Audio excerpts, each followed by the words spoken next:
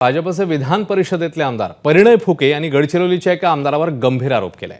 गडचिरोलीच्या rice mill मालकांना काही नेत्यांचे दलाल हे ब्लॅकमेल करतायत। राईस मिल मालकावरील कारवाईबाबत विधानसभेत लक्षवेधी मांडण्यासाठी पैशांची मागणी केली जाते असा गंभीर आरोप आता परिणय फुके यांनी केलाय।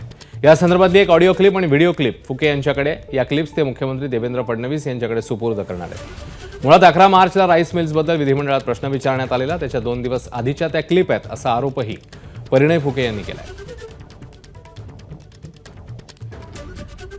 गडचिरोली जिल्ह्यातील काही राईस मिल्स धारकांवरती राज्य शासनाच्या माध्यमातून काही त्यांनी चुका केल्या होत्या। त्यात 2022-23 मध्ये कारवाई झाल्या होत्या। त्या कारवाईच्या संदर्भात परत LUQ लावून, परत लक्षवेधी लावून तुमच्यावर आम्ही कारवाई करू या प्रकारच्या धमक्या देऊन त्यांच्याकडनं पैशाची मागणी करण्यात आली।